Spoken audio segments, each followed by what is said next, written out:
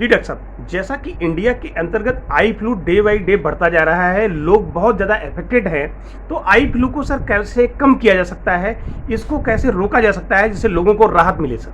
बिल्कुल, आपकी बात ठीक है। जो कंजक्टिवाइटिस है वो बहुत ज़्यादा फैल रहा है। जी, ये इंडिया के बहुत पार्ट्स में बड़ी तेज़ी से फैल रहा है। जी, अगर एक भी पर्सन को ये होता है तो उसकी फैमिली में ये सारी चीज़ फैल जाती है। जी, इसका स्प्रेड होने का जो रूट है वो कहाँ है? जो लोग ऑफिसेज़ जाते हैं, जो बच्चे स्कूल जाते हैं, वो अपनी आँखों पर हाथ लगाते हैं। आँखों से एक म्यूकस मटीरियल निकलता है। जी, वो अगर किसी को लग जाए तो वो जैसे हाथ मिलाया हमने नॉर्मली, जी, हमने हाथ मिलाया, उस पर्सन ने वही हाथ अपनी आँख को लगाया, जी, कभी मसल लिया, तो उससे एक से दूसरे बंदे को ये चीज़ फैल सकती है। जी। सर जैसा कि बच्चे छोटे हैं, स्कूल में आजकल बच्चों में बहुत ज़्यादा ये आई फ्लू का प्रचलन चल पड़ा है, बहुत सारे बच्चे अफेक्टेड हो रहे हैं, सो बच्चों को कैसे बचाया जा सकता है सर? जैसे हमारा स्कूल प्रशासन है, जी, वो इस चीज़ में बहुत एक महत्वपूर्ण रोल प्ले करते हैं। जी, कैसे? वो बच्चों को सिखा सकते हैं, बचा सकते हैं।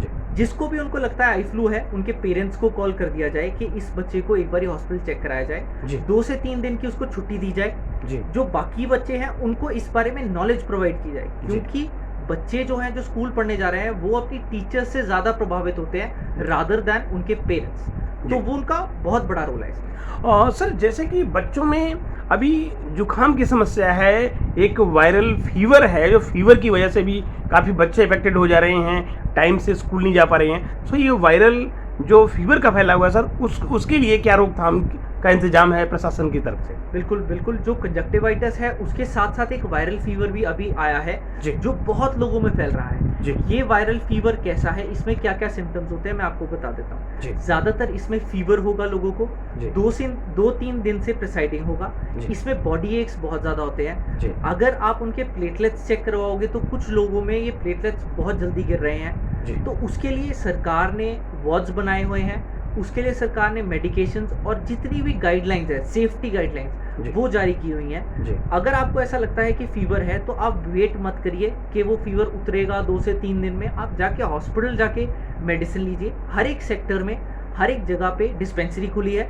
अगर बहुत सीरियस है तो वो टर्शरी सेंटर जैसे 16 पीजीआई या 32 जा सकता है। सर जैसे बच्चे छोटे हैं, मे बी 1 साल का बेबी है, तो उस कंडीशंस में फीवर के लिए हम क्या ट्रीटमेंट करते हैं सर, और क्या बचाव कर सकते हैं? सबसे पहले तो ये बड़ों में ज़्यादातर होता है। ठीक है जी, अगर छोटों को हो रहा है तो उनको अपनी फैमिली मेंबर से हो रहा है। जी, जैसे मदर है, जो जी, फीडिंग मदर है, अगर वो बीमार है तो उससे बच्चा भी बीमार हो सकता है। जी, तो हमारे पास कोई अदर ऑप्शन नहीं होता कि मदर को फीड भी कराना है, तो बिल्कुल, अगर वो बीमार है तो उनको फीड कराना पड़ेगा। बिल्कुल सर, तो उनके थ्रू वो बच्चे को फैल सकता है। तो उससे अच्छा जो भी पर्सन बाहर से आ रहा है वो अपने हाथ सैनिटाइज करे।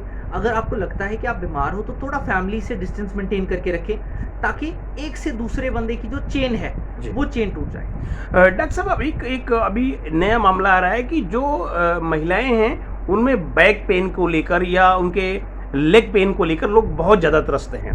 सो ये प्रॉब्लम क्यों क्रिएट होती है, लोग इससे ज़्यादा इफेक्टेड बहुत ज़्यादा होते हैं, उससे बचाव कैसे किया जा सकता है? इसमें बहुत सारे फैक्टर्स आते जी। हैं। जो फीमेल होती है वो अबव 40 हम कहते हैं कि आपको विटामिन D3 कैल्शियम लेना चाहिए। जी, सबसे बड़ी चीज़ है कि जो 40 की एज से ऊपर फीमेल्स हैं उसमें उनमें विटामिन D3 कैल्शियम की कमी बहुत ज़्यादा पाई जाती है। जी, दूसरी बात है उनका काम करने का स्टाइल, उनका वर्किंग।